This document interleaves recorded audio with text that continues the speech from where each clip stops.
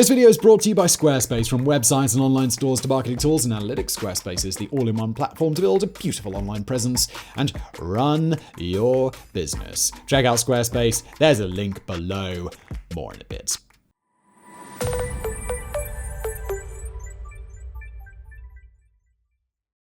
In mid-1845, an unwanted visitor arrived on Irish shores. Known as Phytophthora Infestans, it had travelled far, making its way across the Atlantic to the British Isles. But rather than a benign visitor, it would soon turn out to be a nightmare. A water mould, Phytophthora Infestans, infected potato plants, turning tubers into a vile-smelling black mush that was utterly inedible. In Europe, it caused so much damage that the decade became known as the Hungry 40s. But it was in Ireland that the blight would reach its devastating peak. Starting in 1845, a series of potato crop failures plunged the island into the worst famine of the 19th century. With a third of the population dependent on potatoes to survive, society collapsed. Starvation and disease stalked the island. Up to 1 million died, while another 2 million were forced to emigrate. Yet the famine wasn't merely a natural catastrophe. As Ireland's rulers, the British oversaw a response that was so negligent, so cruelly inhumane, that it turned a disaster into an apocalypse, one that would forever alter the destinies of Dublin and London alike.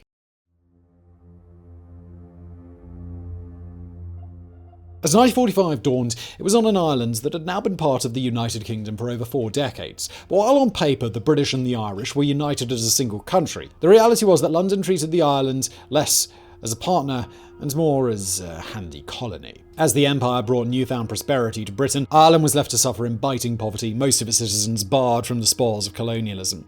And in this era, poverty really did bite. Of the island's 8.2 million inhabitants, only slightly over 1 million lived in towns or cities. The rest were out in the countryside, mostly employed in agriculture. Yet while this did include landlords and smallholders, a full half of the rural population belonged to the grimmest social class of all, the Cottiers. If you imagine Irish society as a pyramid with posh Brits prancing around at the very top and Irish Protestants, then richer Catholics swanning about beneath them, then the Cottiers were the ones at the very bottom. Not so much the base of society as the cesspit that everyone else was happily crapping into. Eking out an existence on tiny tracts stuck on the edges of mountainsides or bogs, the Cottiers lived in literal mud huts on land owned by a local farmer. In return for being allowed to stay, they worked around 200 days a year for the landlord, with the other 165 days being free to grow their own crops. But while these guys lived in poverty that was harsh even by Victorian standards, you couldn't tell it by looking at them. Rural Ireland was famous for having some of the sturdiest, best-fed peasants in the whole of Europe. Their secret? The humble potato. Brought to Europe from South America by the Spanish in 1567, potatoes were first documented in Ireland around 1586. It's not an exaggeration to say that their arrival changed the course of history. The thing about potatoes is that they are both incredibly easy to grow and incredibly suited to Ireland's damp climate. Even a bitterly poor peasant with a mere acre of land could plant enough in so-called lazy beds to produce 6 tons of food per year. Better still, that food would be almost mind-bendingly nutritious. While the crops required a mixture to ensure a balanced diet, it was perfectly possible to live off nothing more than potatoes mixed with a little buttermilk. By the eve of the famine, these advantages had seen the potato become the dominant source of food. A whole third of the population, most of the Cottiers, grew up eating nothing else. Now, this wasn't the only crop in town. Ireland also grew crazy amounts of high-quality corn. The difference was the corn was for export, usually sent to feed Britain's urban working class. Poor Irish families couldn't afford it, even if they wanted to. What you had by 1845 then was a system being kept afloat by a single foodstuff, one grown in a single variety, the watery, high-yield lumper potato. But it wasn't just over-reliance on lumpers that would make the famine so catastrophic. Ireland in this era was divided. In the east, particularly around Ulster and Dublin, extreme poverty was relatively rare. Literacy rates were high, subsistence farming unusual, and people were able to speak and understand English, the language of the ruling classes. The west, by contrast, had parishes where over 2/3 of people were Cottiers living in mud huts, where the only language was Irish, and literacy levels could be as low as 15%. This is important because when the crop fails, it's gonna be these areas that are hardest hit. The areas where dependence on potatoes is highest, where no one has the money to flee, and where only a handful can understand the government notices posted in English. In other words, the perfect conditions for a catastrophe.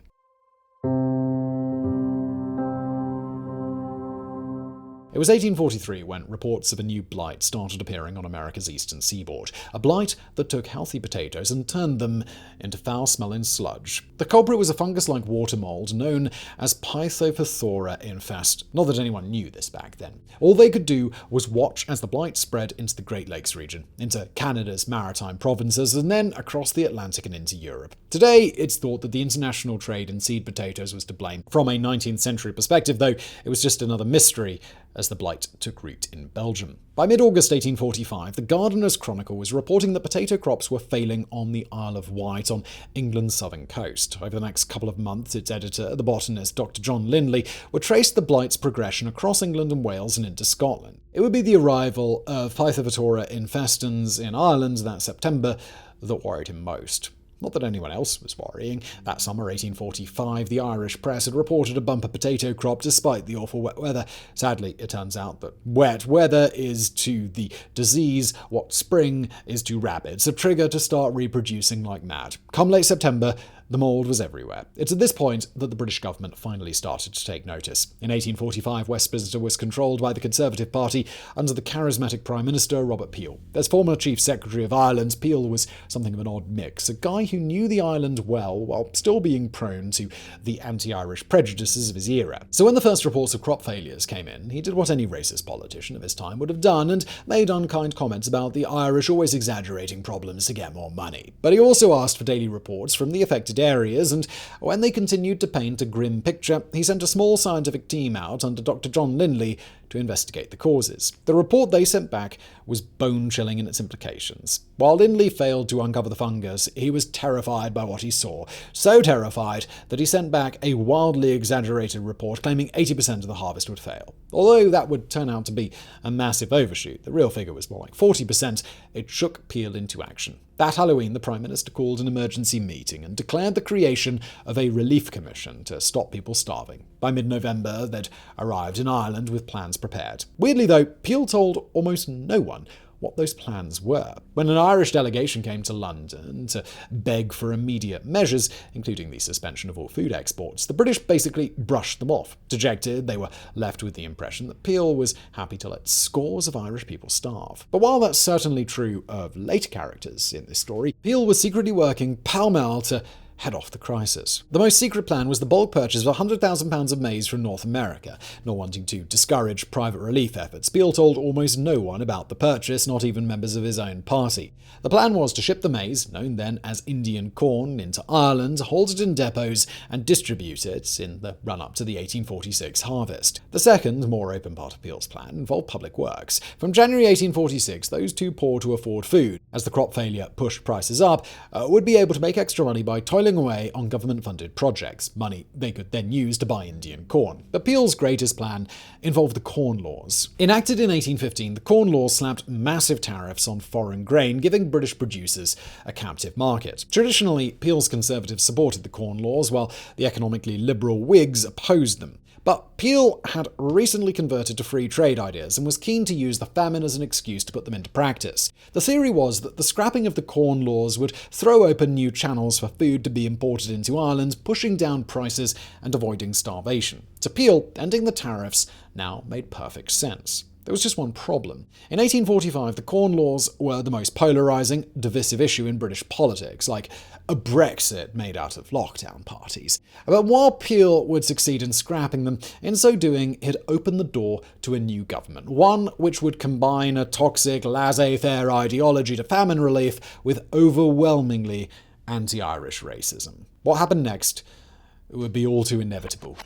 You know what's great about the summer? A little bit of vacation, a little bit of relaxing time, sit by the pool. If you're like me, you're thinking, oh, it's an interesting project, I could start that. What do I want to do next in my life? Well, fortunately, when you've got that idea, Squarespace absolutely make it possible for you to take it and put it on the internet, because they are the best way to build a website. Look, whether you want to start a small business somewhere selling something online, or you're just a sports blog, a creative portfolio, or maybe just really enjoy memes and you want to put them on the internet, whatever floats your boat, you can do it with Squarespace. If you're looking to get in and out quick without thinking too much about what your site should look like, use one of their beautiful templates. You just go in, boom, swap out that picture, swap out that text, and you are good to go. Or if you're design inclined, unlike me, you can really start from scratch and customize it as much as you want. It's the level of customizability is amazing. Once you're done setting up your website, playing with the design if you want to, there are tons of extra features on Squarespace. Email campaigns, patronage portals, social integrations, analytics, commercial options, 24/7 customer support. Look, everything you need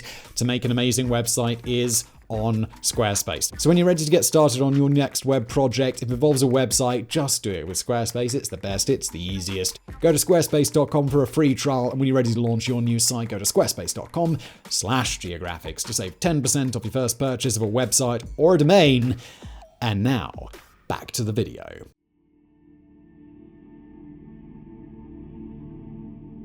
As Peel was in Britain rolling everything on his Corn Law plan, over in Ireland, the first relief efforts were getting underway.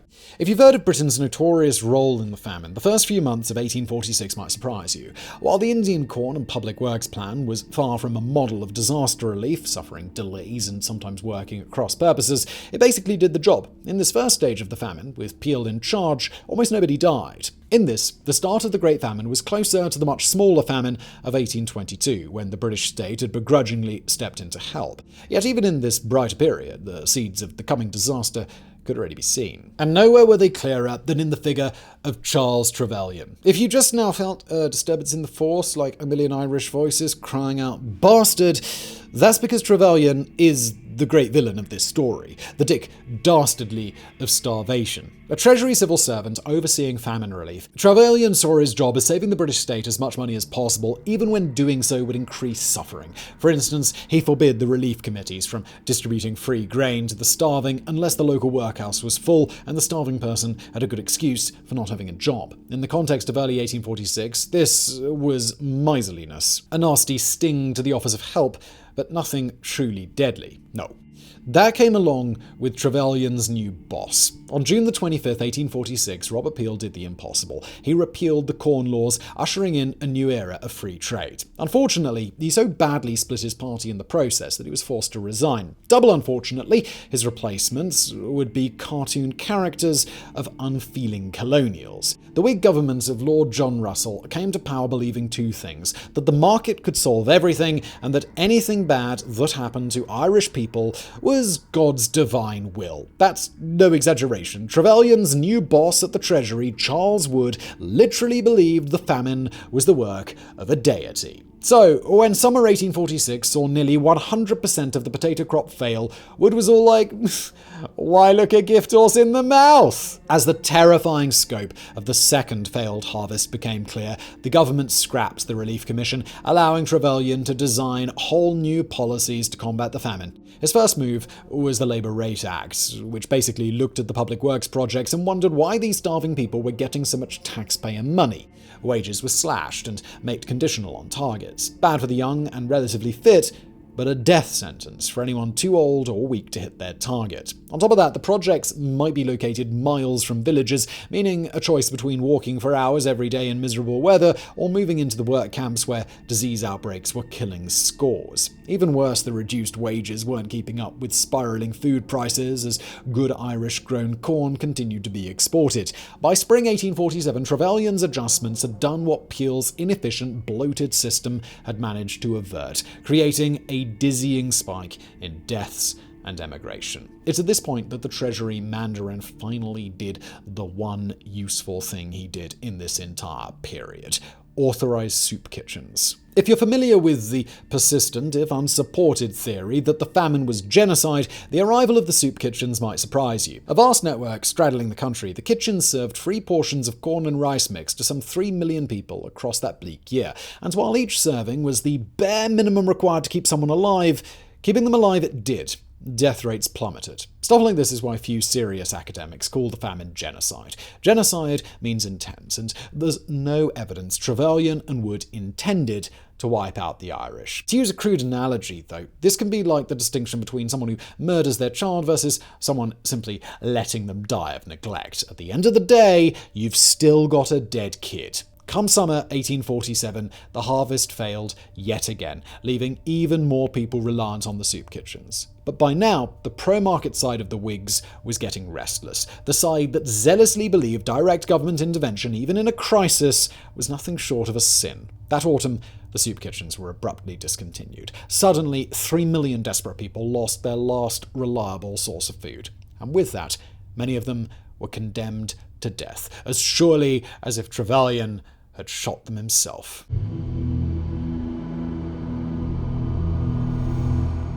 The following years saw the pastoral Irish countryside replaced with something like a painting by Goya.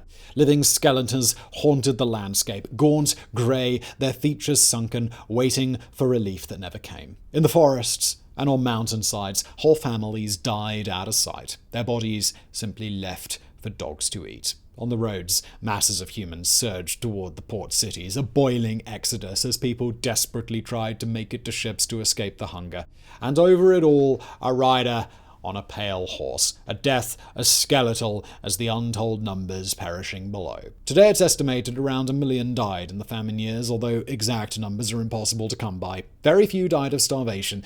Instead, most were carried away by disease. In many cases, these were diseases related to malnutrition. Scurvy and pellagra killed those already weak from hunger, as did something known as starvation dysentery, seemingly brought on by desperate people trying to eat infected potatoes. However, the majority of deaths came not from illness related to a lack of food, but from typhus. Carried by infected lice, typhus was the famine's great indirect cause of death, able to dispatch even the rich landlords still able to eat.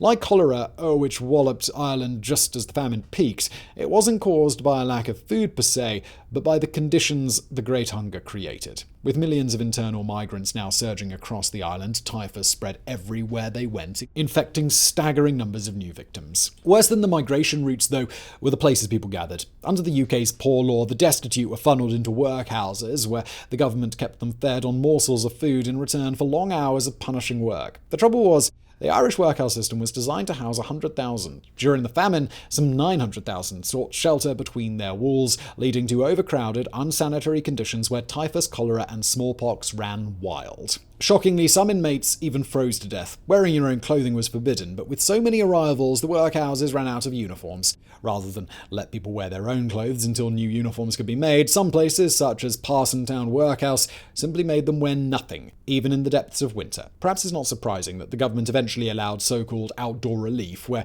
those who would otherwise qualify for the workhouse could remain outside its walls and still get a food ration. But even this was open to abuse. Qualifying for outdoor relief meant frequent checks to make sure that you really were as starving as you claimed. Only rather than come to check on you, the inspectors made you come to them. In Dulo Valley in County Mayo, dying people were forced to walk 11 miles for one such inspection in miserable weather. At least 7 died en route, with another 9 officially listed as missing, almost certainly a euphemism for also dead. Speaking of death by exposure, we should probably mention here one of the most notorious aspects of the famine era: the evictions. Remember the Cottiers, the rural peasants living in literal mud huts? Well, they were required to pay rent to the landlords who owned their marginal tracts. While the first year of famine saw many landlords waive the requirement, as things dragged on, more and more began turning to eviction. This didn't just mean serving a notice. Often this meant sending around crowbar gangs, or so-called levelers, who would drag the Cottiers out of their homes and destroy the mud huts. Expelled from the only shelter they had, the Cottiers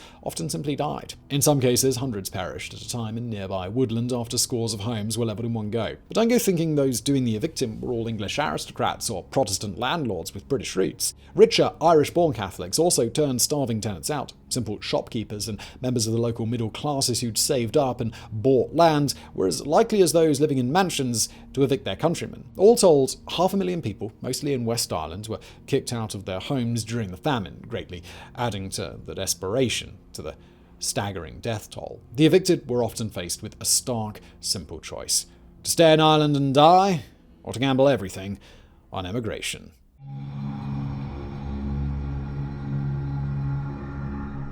We mentioned in the opening that the Great Famine changed the course of Irish and British history, but there's one major nation it affected almost as significantly: America. By the mid-19th century, the United States had become the premier destination for Irish immigrants. Between 1815 and 1845, some 800,000 had made their way to the land of the free. But even this vast number had nothing on the flood about to be unleashed. In the decade of the famine, from 1845 to 1855, it's estimated that 2.1 million people emigrated from Ireland, about a quarter of the entire population. 80% of them went to America. Perhaps unsurprisingly, the busiest years were in the end of the 1840s. While 1846 had seen 125,000 flee, it wasn't until Charles Wood took over the Treasury and increased Trevelyan's influence that the exodus reached biblical proportions. 1847 and 1848 were particularly chaotic, with tides of humanity surging into port cities that were unequipped to deal with them, and from there onto ships that were already crowded and unsanitary. The worst of these became known as Coffin Ships due to their staggering death tolls. Often lacking clean drinking water, the Coffin Ships were hotbeds of cholera and typhoid. In the worst cases, 50% of them might die crossing the Atlantic.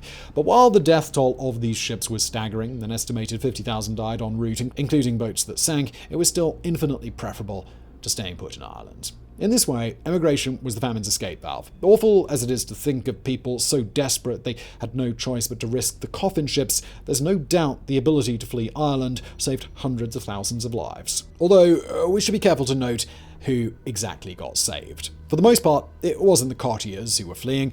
Unable to afford even the boats to nearby Britain, the vast majority of the poorest stayed in Ireland and starved. Instead, it was those a step above who were able to escape. The smallholders and servants, those who were broadly illiterate and Irish-speaking, but not destitute. Not that this stopped their new homes from developing unkind stereotypes about. Perhaps unsurprisingly, the worst for this was Britain. Although most famine emigrants went to America, about 250,000 who couldn't afford the onward fee instead went to British port cities, especially Liverpool. There, they were often not so much greeted with fear as they were kicked and battered with discrimination from the moment they stepped off the boat. Especially in 1847, Brits associated the arriving Irish with disease and violence. In some areas, local authorities conspired to deport them back to Ireland, which is even crazier when you realise that Britain and Ireland in this era were supposed to be a part of the same country. Yet even for the millions who made it to the US, the end result was often still prejudice and poverty. The classical example is the "No Irish Need Apply" signs. However,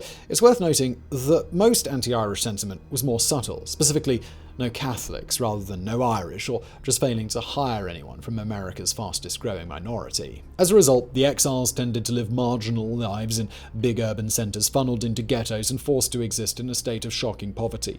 But while mid-19th century America may have been unwelcoming, demographics would eventually work as magic. With 49% of all immigrants to the US being Irish in the 1840s, they became one of the nation's greatest minorities. Now, different sources give different estimates, but it's thought today that some 30 to 40 million Americans of Irish ancestry, many with roots dating from the famine years. For all the ultimate successes of Irish America, though, the sad fact is that mass emigration combined with 1 million dead left behind an Ireland that was severely depleted. By the time the famine finally petered out in 1852, the island had lost roughly a third of its population.